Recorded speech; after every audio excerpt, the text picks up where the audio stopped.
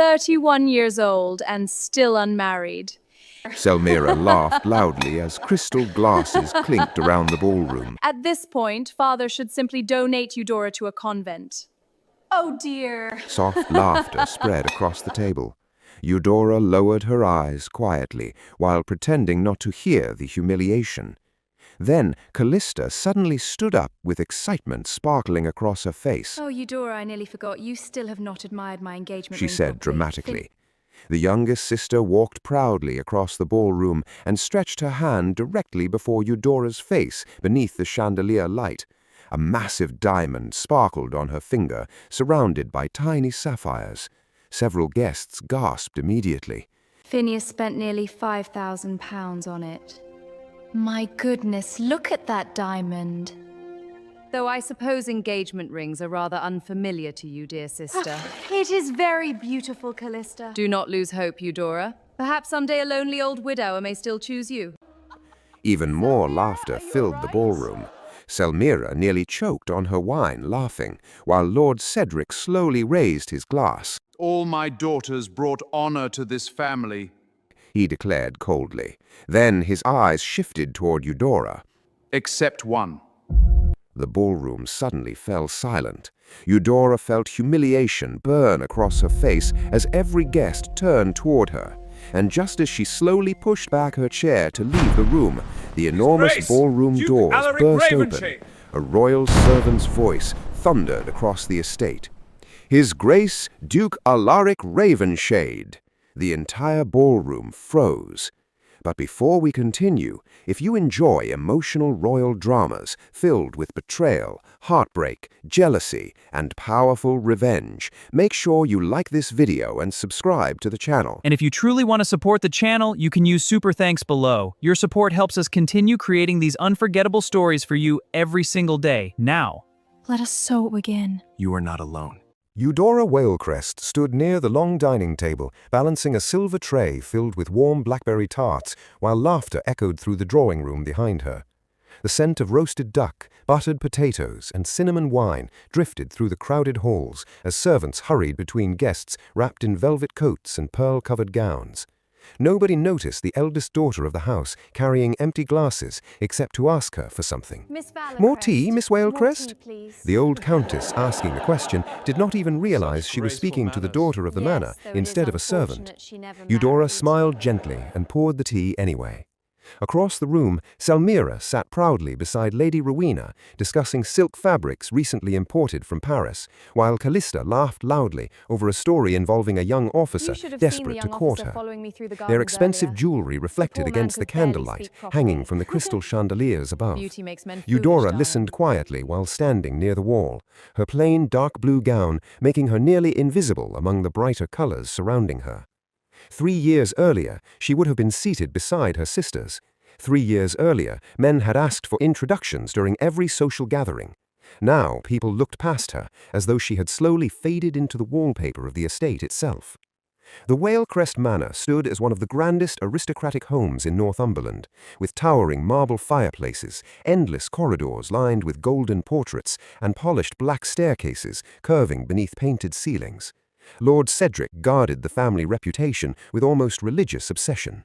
Every dinner, every guest, every marriage discussion inside the manor revolved around status, and Eudora had become the family's greatest disappointment.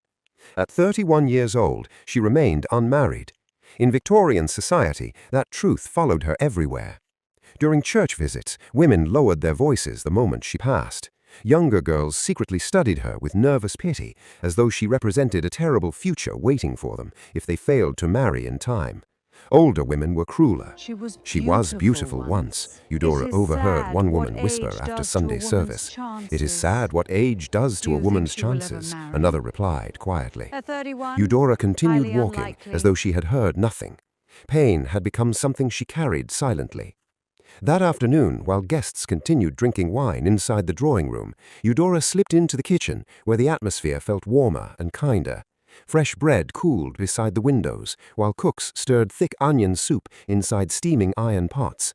Little Clara, the youngest daughter of one of the maids, sat crying softly near the corner after burning her hand helping polish serving trays. Eudora immediately knelt beside her. "Oh, sweetheart, let me see." The child sniffled while Eudora wrapped the small red hand carefully with cool cloth soaked in lavender water. The frightened girl slowly calmed as Eudora brushed curls away from her face and handed her a sugared biscuit stolen from the dessert tray. "Do not tell the cook," Eudora whispered gently. The child giggled. Moments like that were the only times Eudora still felt useful inside the manor. Lady Rowena entered the kitchen minutes later, elegant as always, in dark emerald silk trimmed with pearls. Her sharp eyes immediately landed on Eudora, crouched beside the child. There you are. Guests are asking for you. Eudora stood quickly. I was helping Clara. Yes, well, try not to disappear during gatherings. People already ask enough questions. The words were calm, but the shame behind them stung deeply. Lady Rowena never openly insulted her eldest daughter, yet disappointment followed every glance she gave Eudora in public. That evening, Lord Cedric hosted several wealthy guests in his study while discussing future business alliances. Eudora passed the partially open door, carrying fresh glasses, when she heard her father speaking. Selmira's marriage will strengthen our position considerably. A successful match matters greatly for families like ours. And your eldest daughter? Another gentleman asked carefully. A brief silence followed. We no longer discuss unrealistic expectations. Lord Cedric replied coldly. Eudora stopped walking. For several seconds she stood frozen in the dim hallway, staring down at the silver tray trembling lightly in her hands. Then she continued forward before anyone noticed her listening. Late that night, while rain tapped softly against the manor windows, preparations quietly began downstairs for Selmira's engagement celebration. Rolls of imported fabric arrived from London. Servants carried flower arrangements through the corridors, while musicians discussed performances beside the ballroom entrance. From the top staircase, Eudora watched everything silently as excitement filled the house around her. Another sister was preparing to leave her behind. The Valecrest estate transformed completely during the weeks leading to Selmira's engagement celebration. Carriages arrived daily, carrying boxes wrapped in velvet cloth, silver candle holders from London, imported roses from France, and enormous glass vases painted with gold edges. The ballroom smelled constantly of fresh lilies and melted candle wax, while servants rushed through corridors carrying folded silk tablecloths and trays of polished crystal glasses. Every conversation inside the manor revolved around Selmira. Lady Rowena spent entire afternoons discussing guest lists and gown fittings, while Lord Cedric proudly boasted about Viscount Hadrian Morell's family name to every visitor willing to listen. Musicians arrived 2 days before the celebration and practiced waltzes late into the evening beneath the painted ceilings of the ballroom. Meanwhile, Eudora worked quietly behind everything. She supervised flower arrangements, helped organize guest rooms, checked seating placements, and calmed nervous servants terrified of making mistakes before important nobles. By the morning of the celebration, exhaustion weighed heavily beneath her eyes, yet nobody thanked her once. Selmira swept through the manor like royalty already crowned. Her engagement gown, made from pale gold satin imported from Paris, shimmered whenever she moved through candlelight. Diamond earrings rested against her neck, while maids adjusted her long gloves every few minutes. You missed a ribbon near the west staircase. Selmira complained carelessly while passing Eudora in the corridor. Honestly, if you cannot manage decorations properly, perhaps you should leave them to professionals. Eudora quietly fixed the ribbon herself. By evening, the estate overflowed with guests. Noble women in embroidered gowns glided through the ballroom, carrying crystal wine glasses, while gentlemen discussed politics beside the fireplaces. Platters of roasted pheasant, glazed carrots, buttered potatoes, smoked salmon, and sugared pastries covered the dining tables beneath golden candlelight. Eudora stood near the musicians, arranging fresh glasses, when an elderly duchess approached her kindly. You are Lord Cedric's eldest daughter, are you not? Such a lovely face. Tell me, child, when shall we celebrate your engagement? The question struck like a needle beneath her ribs. Before Eudora could answer politely, another woman nearby sighed softly. At her age, good matches become difficult. A third added in a whisper, clearly meant to be heard. One must admire her composure. Excuse me. Eudora forced a smile and excused herself. The humiliation worsened later during dinner. Selmira sat proudly beside Viscount Hadrian while guests toasted their future together. Hadrian smiled charmingly through the evening, though Eudora noticed his hands trembling slightly whenever servants refilled his wineglass. Twice she overheard him quietly asking another gentleman about horse racing results and unpaid debts. The worry in his voice unsettled her, but Selmira noticed nothing except admiration. When dessert arrived, Lady Rowena instructed Eudora to help distribute plates personally among the guests because several servants had become overwhelmed. As Eudora placed lemon cakes before the table, Selmira laughed loudly beside her fiancé. Careful, sister. She teased. Continue serving guests this well. People may mistake you for household staff. Several guests laughed awkwardly. Eudora lowered her eyes and continued walking. Then Selmira added even louder, Though perhaps managing dinners is the closest Eudora shall come to running a household of her own. This time the laughter spread wider across the ballroom. Lady Rowena immediately leaned toward Eudora with a tight smile frozen on her face. Smile. Do not embarrass the family by appearing sensitive. Eudora nodded silently while shame burned across her chest. Hours later, after the guests departed and the music finally ended, Eudora locked herself inside her bedroom. The silence there felt unbearable after an evening filled with forced smiles and humiliation. She sat at her vanity, still wearing the same dark blue gown, while tears rolled quietly down her cheeks. A soft knock came at the door. Mara entered carrying warm milk, sweetened with honey. "I thought you might not sleep tonight," the maid said gently. Eudora wiped her face quickly. "I am being foolish." "No, you are being hurt." The kindness in those words nearly made Eudora cry again. You are being hurt. The wedding took place 3 weeks later beneath grey winter skies. Crowds gathered outside the church, watching Selmira step into her carriage, wrapped in white fur and lace, while Lord Cedric smiled proudly before society. Eudora stood near the stone steps, holding her gloves tightly against the cold. As the carriage rolled away, carrying Selmira towards her new life, excitement filled everyone around her. But inside Eudora, something emptier settled quietly into place.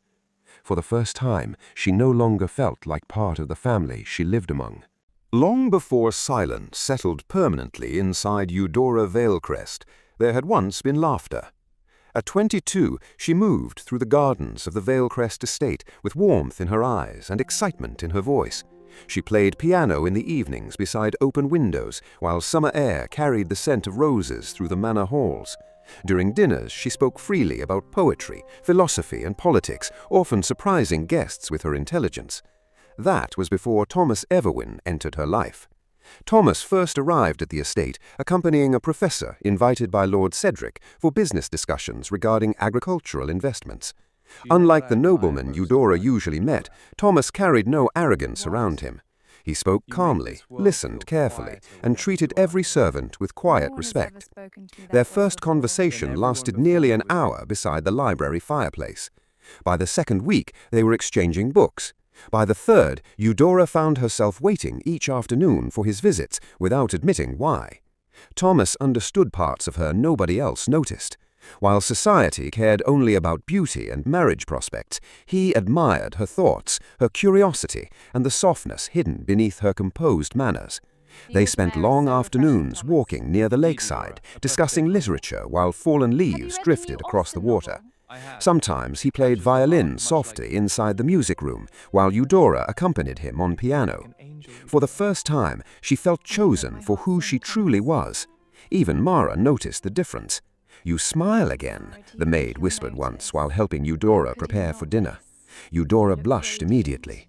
But happiness inside the Valecrest estate never lasted long. One rainy evening, Lord Cedric entered the library unexpectedly and found Thomas and Eudora seated closely together beside the fireplace. Thomas had been reading poetry aloud, while Eudora listened with quiet admiration written across her face. The atmosphere changed instantly. Lord Cedric's expression darkened with fury. Later that night, his voice thundered through the study, loud enough for servants to hear from the corridor. "You dared approach my daughter, knowing you possess neither title nor fortune!" Thomas stood straight, despite the humiliation. Love her sincerely. That means nothing. Lord Cedric snapped coldly. Love does not preserve noble families. Father, please listen to me. Eudora begged her father to listen, but he refused completely. Lady Rowena supported the separation quietly, insisting society would destroy the Valecrest reputation if their eldest daughter married beneath aristocratic expectations. Thomas was ordered to leave the estate immediately. The next morning, Eudora found him waiting near the garden gate beneath heavy rain. His suitcase rested beside the carriage wheels, while water soaked through his dark coat. "I will return for you," he promised, while holding her trembling hands tightly, "no matter how long it takes." Eudora cried after the carriage disappeared beyond the hills. For months she waited endlessly for letters. Then winter arrived, carrying devastating news. Thomas had died abroad after falling seriously ill during travel. Eudora remembered the exact moment Mara handed her the letter. The teacup slipped from her fingers and shattered across the floor, while the world around her suddenly felt distant and unreal. She locked herself inside her bedroom for days afterwards, refusing food, conversation, or sunlight. Something inside her never recovered completely. The cheerful young woman who once laughed beside piano music slowly disappeared after that winter. Years later, the manor prepared for another engagement. Odette stood before the mirror while servants adjusted pearls into her dark hair before dinner. Her engagement to Lord Lucien Harremont had become the newest source of pride for the family. Lucien possessed political influence, enormous estates, and growing importance within Parliament. At dinner, Odette reached for Eudora's hand gently enough for guests nearby to You notice. must not feel discouraged, dear sister. Marriage is not the only purpose in life. The sympathy in her voice felt rehearsed. Several guests lowered their eyes awkwardly. Eudora smiled politely. Of course. Across the table, Lucien barely looked at his fiancée while discussing trade policies with Lord Cedric.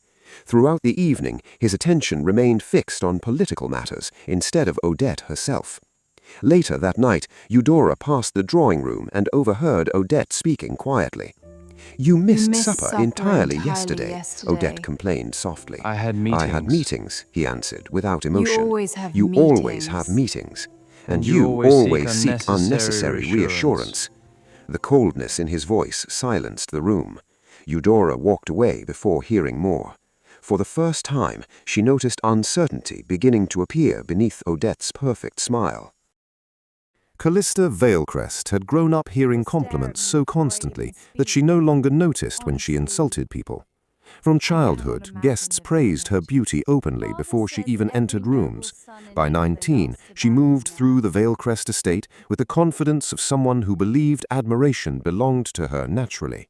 Servants rushed whenever she called, tailors travelled from London for her fittings, and every gathering revolved around her laughter. Marry me, Callista When Valecrest. wealthy industrial heir And everything Phineas I own shall Whitcomb belong to you. proposed during a private dinner knew in you'd London, asked eventually. Callista returned home displaying her diamond ring like a royal trophy. He owns factories in 3 cities. She announced proudly, while sitting beside the fireplace surrounded by guests. Lord Cedric looked deeply satisfied hearing those words. Within days, the estate exploded into preparation once again. Workers arrived carrying flower arches, imported wines, crates of silver decorations, and enormous rolls of cream-colored silk meant to transform the ballroom's ceiling. The kitchens became unbearably hot from endless baking, while the scent of vanilla cakes, roasted meats, cinnamon pastries, and sweet wine drifted constantly through the halls. Lady Rowena placed nearly all responsibility onto Eudora. The servants require supervision, Eudora. She explained calmly over breakfast. "You are organized enough for such Eudora, tasks." you are organized From enough for sunrise such until tasks. late evening, Yes, Eudora Mother, I shall barely handle rested. everything. She See inspected that you guest do. rooms, directed florists, corrected seating arrangements, counted silverware, and settled arguments between exhausted kitchen workers. Her hands ached constantly, while her sisters wandered through the manor, discussing gowns and jewels. "Honestly, Eudora," laughed Callista one afternoon while watching her carry fabric samples across the corridor. Honestly, Eudora, you manage this household more seriously than Mother. Selmira smirked beside her wineglass. Perhaps she has accepted her future at last. Odette covered her smile behind a fan. Eudora continued walking without answering. 2 days before the engagement celebration, a noblewoman visiting from Bath entered the ballroom when Eudora adjusted candles beside the tables. You there, please tell Lady Veilcrest the flower arrangements appear uneven. Eudora straightened politely. Before she could explain, Callista burst into laughter nearby. Do not worry, my sister practically runs the household already. Several people laughed softly. The noblewoman looked embarrassed after realizing her mistake, but Callista continued smiling proudly instead of correcting the humiliation. That evening, Eudora escaped briefly into the servants' corridor behind the kitchens, desperate for silence away from the endless mockery. As she passed the pantry entrance, she overheard 2 maids speaking quietly. "Miss Eudora deserves far better than this family gives her," one whispered.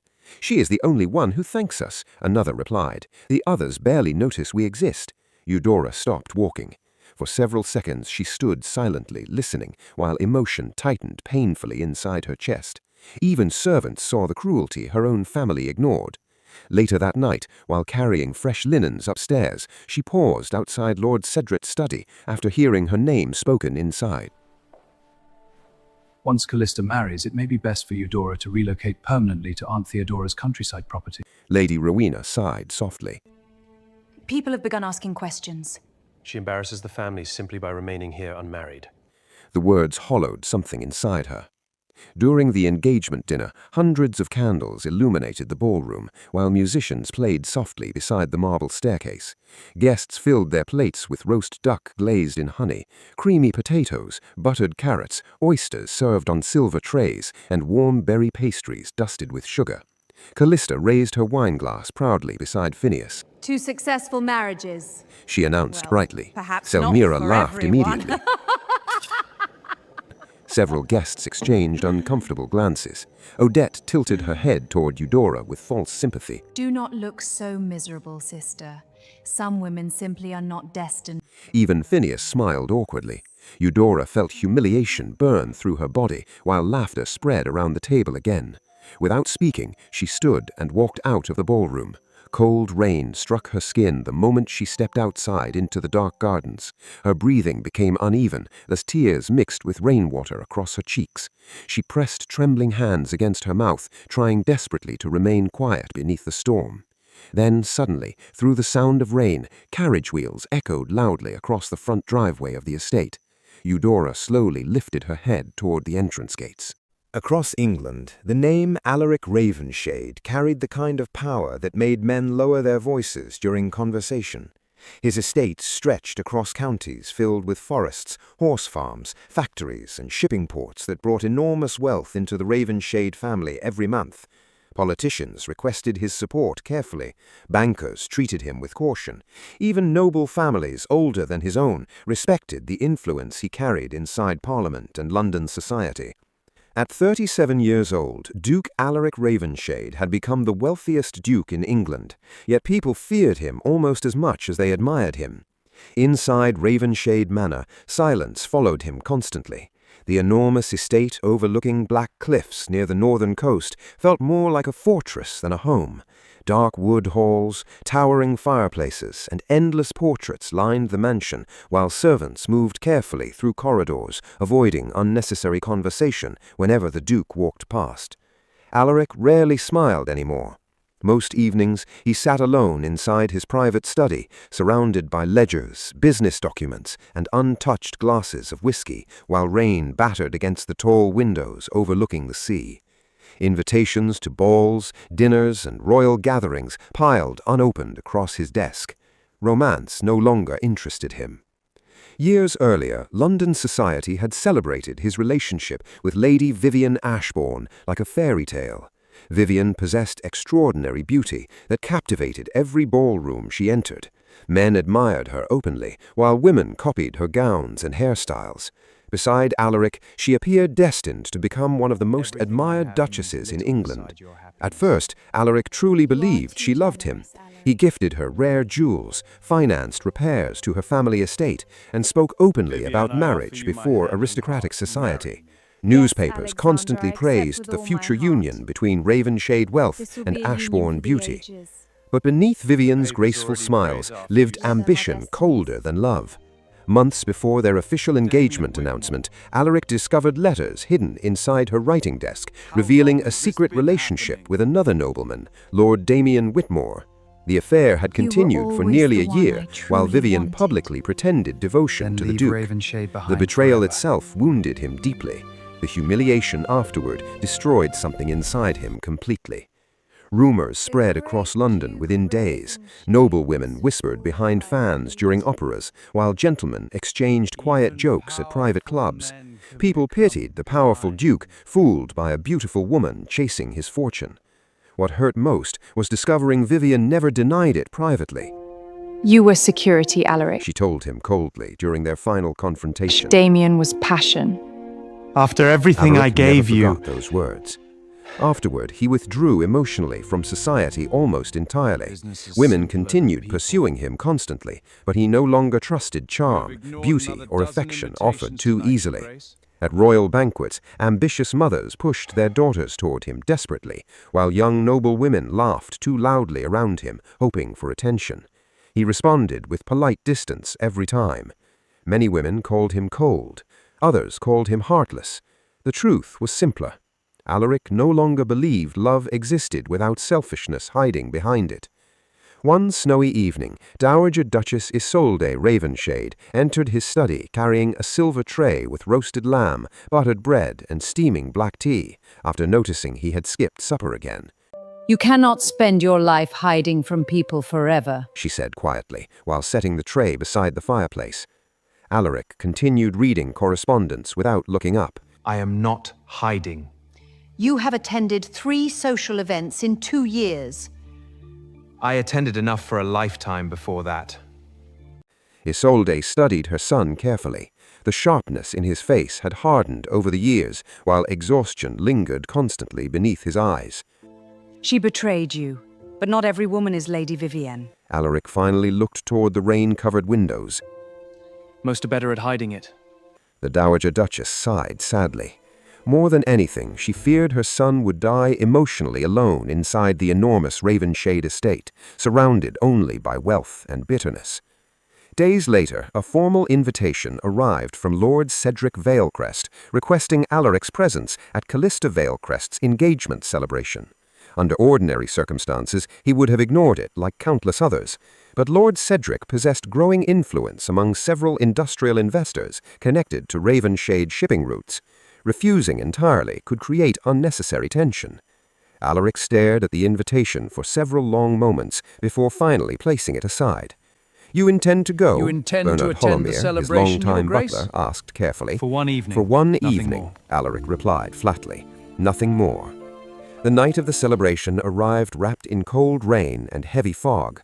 Servants fastened Alaric's dark coat, while horses stomped impatiently outside the estate entrance. Inside the carriage, silence surrounded him, except for the steady sound of wheels crushing wet gravel roads. As the journey continued through the countryside, distant lights from the Valecrest estate slowly appeared ahead through the rain. Alaric leaned back against the carriage seat without emotion. He expected another ballroom filled with people pretending affection while chasing status and wealth. Nothing more. The moment Duke Alaric Ravenshade entered the Valecrest ballroom, the atmosphere changed completely. Conversations stopped mid-sentence. Music softened uncertainly, while noblewomen straightened their shoulders and adjusted gloves beneath the candlelight. Mothers immediately pulled daughters closer, whispering desperate instructions behind decorated fans. "Stand properly. Smile. Do not appear nervous." The ballroom glittered with gold chandeliers, polished marble floors, and towering flower arrangements wrapped around white pillars. Servants moved carefully between guests, carrying silver trays filled with champagne, sugared strawberries, roasted pheasant, and delicate pastries layered with cream. At the center of the room, Callista's diamond ring sparkled brightly as she laughed beside Phineas Whitcomb. But even her engagement became secondary the moment Alaric appeared. Lord Cedric hurried forward personally to greet him, while Lady Rowena's entire posture changed with excitement. Across the ballroom, Lady Vivian Ashbourne slowly lowered her wineglass, confidence immediately returning to her expression. Vivian wore deep crimson silk that evening, her dark curls carefully arranged beneath diamond pins. She moved closer through the crowd without hesitation, clearly expecting Alaric's attention to return eventually. Instead, Alaric greeted her with nothing more than polite indifference. Vivian's smile tightened almost invisibly. Several young noblewomen attempted conversation afterwards, laughing too loudly at ordinary remarks while complimenting Ravenshade Estates and his influence in Parliament. Alaric answered courteously, but emotionally distant, his attention wandering across the ballroom rather than settling on any face around him. Then a loud crash interrupted the music. A frightened servant girl carrying champagne had stumbled beside one of the tables. Crystal glasses shattered across the floor, while pale liquid spread over expensive carpets. The young girl froze in horror as nearby guests stepped backward in annoyance. "How careless!" one woman muttered sharply. The servant's hands trembled violently as she bent down, trying to gather broken glass. Before anyone else moved, Eudora quietly knelt beside her. "It is all right," she whispered gently. "You are bleeding." Ignoring her own gown soaking against spilled wine, Eudora removed a clean handkerchief and carefully wrapped the servant's cut finger while speaking softly enough to calm her panic. Alaric watched the scene from across the room without blinking. Something twisted unexpectedly inside his chest. Vivian would have mocked the girl publicly for embarrassing her. Eudora protected her instead. For the remainder of the evening, Alaric found himself observing her constantly. He noticed how she remained near the edges of conversations while her sisters occupied attention easily. He noticed servants smiling gratefully whenever she spoke to them. Most painfully, he noticed how cruelly her own family treated her without shame. Selmira especially seemed to enjoy humiliating her. During supper, while guests enjoyed roasted duck glazed with honey and bowls of creamy potato soup, Selmira lifted her wineglass dramatically. To Callista, the final daughter bringing honor through marriage. Several guests chuckled politely. Then her eyes shifted toward Eudora. Though perhaps miracles still await our eldest sister someday. Laughter spread softly around the table. Eudora lowered her gaze toward her untouched plate. Alaric did not laugh. Instead, he pushed back his chair slowly and stood. The movement alone silenced nearby conversation. Without hesitation, he crossed the ballroom directly toward Eudora, while every eye followed him in confusion. Even Lady Vivian stared openly now. Eudora looked up in visible shock when Alaric stopped before her chair. Miss Valacrest, would you honor me with a dance? The entire ballroom froze. For a moment, Eudora can barely breathe. Heat rushed painfully into her face, while dozens of stunned guests watched silently around them. Her voice nearly failed. "Of course, Your Grace." Her trembling fingers rested carefully in his hand. As the orchestra began another waltz, Alaric guided her gently across the polished floor beneath the chandeliers. Eudora moved nervously at first, clearly overwhelmed by the attention surrounding them. You seem uncomfortable. I am unaccustomed to becoming the center of a ballroom. A faint smile almost touched his expression. Unlike every woman surrounding him all evening, Eudora never once mentioned his wealth, title, or influence. Instead, she spoke honestly about books, music, and how exhausting large gatherings felt after too many hours. The simplicity of her answers unsettled him more than practiced charm ever could. Around them, whispers spread rapidly between guests. Why her? He has ignored every noblewoman in London. Did you see Vivian's face? By the time the dance ended, society had already begun talking. After the dance at Callista's engagement celebration, Duke Alaric Ravenshade began appearing at the Valecrest estate so frequently that servants started preparing his preferred tea before his carriage even reached the front gates. At first, society treated the visits like harmless curiosity. Then, newspapers in London began printing subtle remarks about the mysterious attention the Duke seemed to be giving Lord Cedric's unmarried eldest daughter. Gossip spread through drawing rooms, opera halls, and church gatherings with astonishing speed. Perhaps Ravenshade pities her. No powerful man visits a woman repeatedly without intention. Surely he cannot truly admire Miss Valecrest. Inside the manor, everything changed. Lord Cedric suddenly invited Eudora to sit nearer important guests during supper. He asked her opinion during conversations whenever Alaric visited, and introduced her proudly before wealthy businessmen as though he had always valued her presence. Lady Rowena transformed even more dramatically. Expensive gowns arrived from London almost weekly now. Emerald silk, pale silver satin, and lace gloves trimmed with pearls filled Eudora's wardrobe, while her mother hovered around her constantly before gatherings. "You must wear your hair differently," Lady Rowena insisted one afternoon, adjusting a necklace around Eudora's throat. "The Duke notices elegance." Eudora barely recognized the strange affection in her mother's behavior, but her sisters noticed it immediately, and they hated it. Selmira's bitterness worsened after discovering Viscount Hadrian had secretly sold several pieces of her jewelry to repay gambling debts. Their marriage, once displayed proudly before society, had become filled with shouting behind closed doors and nights spent waiting for him to return home from gambling clubs. Odette's loneliness deepened quietly. Lord Lucian rarely slept at their estate anymore, spending most evenings buried in political meetings while treating his wife more like decoration than companionship. Meanwhile, Callista's glamorous marriage quickly darkened after the wedding. Phineas Whitcomb controlled everything she wore, where she traveled, and whom she visited. The man who once showered her with compliments now criticized her constantly whenever guests departed. Yet none of the sisters blamed their husbands. They blamed Eudora. One afternoon, Selmira sat angrily inside the drawing room, twisting her wineglass between nervous fingers. "She manipulated him," she muttered bitterly. "No powerful man suddenly notices a woman like Eudora without reason." Odette remained quieter, but no less resentful. "She makes herself appear innocent. Men enjoy rescuing women they pity." Callista slammed her teacup onto the table. "She enjoys humiliating us now." Their jealousy slowly poisoned every conversation inside the manor. Soon, rumors began spreading through society that Eudora had emotionally trapped Alaric using vulnerability and false modesty. Selmira encouraged the gossip privately while pretending innocence publicly. Odette went further. During a dinner gathering in London, she secretly arranged for Lady Vivian Ashbourne to attend, knowing the woman still desired Alaric's attention desperately. Vivian arrived wearing black velvet and diamonds that glittered beneath candlelight.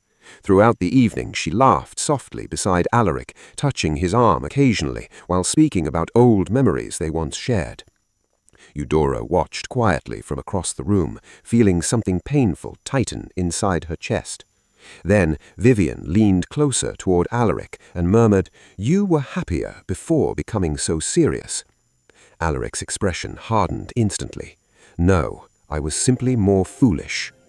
The rejection silenced Vivian completely. You were happier before becoming so Later serious. that evening, No, Alaric I was returned simply more unexpectedly to the Valecrest estate after realizing he had forgotten important documents in the study. As he walked through the corridor near the drawing room, angry voices stopped him.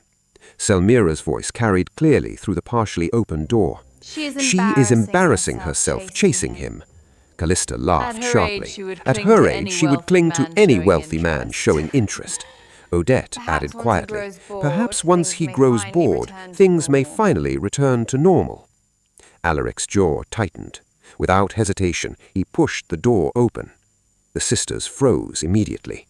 "What exactly," asked Alaric calmly, "has Miss Valecrest done but endure cruelty from her own family?" Nobody answered. For the first time in years, shame appeared across Lady Rowena's face while Lord Cedric stared silently at the floor. Alaric's voice remained controlled, but sharp enough to cut through the room. "Eudora possesses more dignity than anyone I have met within this household." Then he walked away before anyone could respond. Hours later, Eudora stood alone near the darkened garden windows when Alaric found her quietly crying. She tried hiding the tears immediately, embarrassed by her own emotions. "No one has ever defended me before," she whispered painfully. Something inside Alaric shifted hearing those words. That night, long after leaving the estate, he sat alone inside his carriage beneath the glow of a small lantern. Resting silently in his hand was a diamond engagement ring he had purchased days earlier. The royal banquet at Kensington Hall glittered with enough wealth to blind ordinary eyes. Crystal chandeliers reflected across polished marble floors, while orchestras played softly beneath painted ceilings covered with golden angels and clouds. Long banquet tables overflowed with roasted swan, glazed lamb, sugared fruits, wine imported from France, and towering desserts wrapped in delicate spun sugar. Diamonds flashed from every corner of the ballroom as England's highest nobility gathered beneath one roof. Eudora Vailcrest had never felt more out of place. Lady Rowena had dressed her carefully in silver silk embroidered with tiny pearls, yet standing beside younger women with flawless beauty and effortless confidence made old insecurities return immediately. Every glance around the ballroom reminded Eudora of the cruel whispers she had endured for years. Too old, unwanted, forgotten. Selmira noticed her discomfort instantly and exchanged a quiet look with Callista. "He has not arrived yet," Callista whispered smugly. "Perhaps tonight she finally understands reality." Odette sipped wine silently beside them, though hope flickered across all three sisters' faces. They believed Alaric would eventually lose interest once surrounded again by younger women of higher social value. Across the ballroom, Lady Vivian Ashbourne entered wearing deep emerald velvet trimmed with diamonds resting against her throat like frozen stars. Conversations shifted immediately toward her beauty, while several women stepped aside, watching her confidently move through the crowd. Vivian clearly expected victory tonight. The moment Duke Alaric Ravenshade finally entered the banquet hall, excitement swept through the room almost violently. Noble women straightened instantly, while ambitious mothers maneuvered daughters into his path with carefully practiced smiles. Women laughed too loudly around him. Some complimented his estates, others praised his political influence. Vivian approached him personally, her expression calm with confidence built from years of admiration. But Alaric barely noticed any of them. Eudora watched quietly from near the edge of the ballroom, holding a crystal glass she had not touched once. She expected nothing of the evening except survival. Then she noticed movement across the crowd. Alaric had begun walking, slowly, purposefully. In his hand rested a small velvet box. The music softened as whispers spread across the ballroom. Every woman nearby straightened in anticipation, while Lady Vivian's smile widened carefully. But Alaric walked past her. He continued past every celebrated beauty in the room. Then he stopped directly before Eudora. Complete silence swallowed the ballroom. Eudora stared at him, unable to breathe properly, beneath hundreds of eyes fixed upon them beneath the chandeliers. Alaric opened the velvet box slowly. Inside rested a magnificent diamond ring surrounded by pale sapphires that glittered beneath the candlelight. Then the wealthiest duke in England spoke words nobody in the room expected.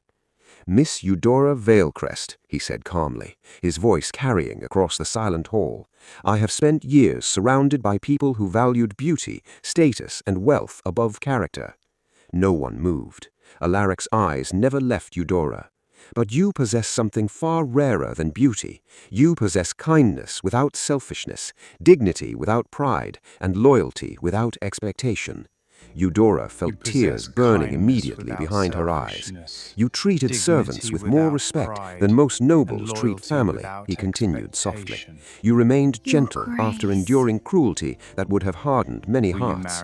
Selmira's face slowly drained of color. Callista looked completely frozen beside her. Even Lady Rowena could no longer hide the shame trembling across her expression. Then Alaric stepped closer. "And there is no woman in England I respect more than you." The ballroom remained breathlessly silent. "Eudora," he said finally, "will you do me the honor of becoming my duchess?"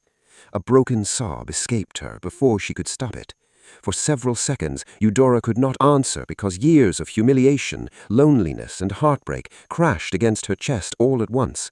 Eudora, Tears spilled openly will you down do her me the honor cheeks of becoming while my trembling Duchess? hands covered her Yes. mouth. My Then she Duchess. nodded through the emotion. Yes. What have we done? The word barely left her lips before applause erupted across the ballroom.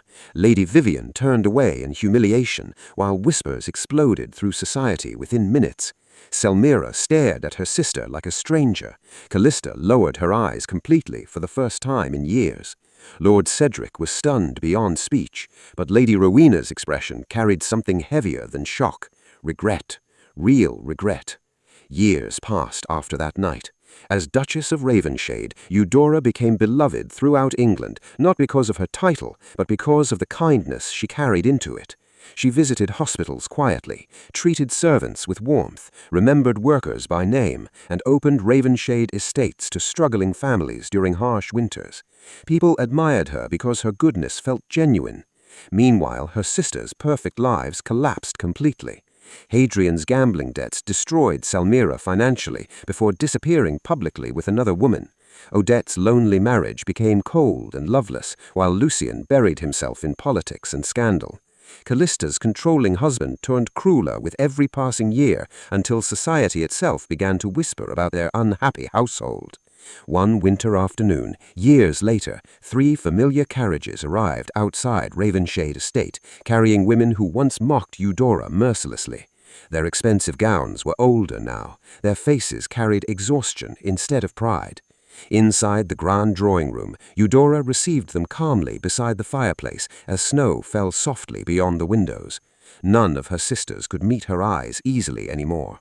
Yet Eudora offered them tea, warmth, and kindness anyway, because in the end, the greatest victory was never revenge. It was becoming loved for the very heart they once treated as worthless. And England eventually learned what her family discovered too late. Real love and true worth were never found in beauty, youth, or status, but in loyalty, kindness, and strength of heart.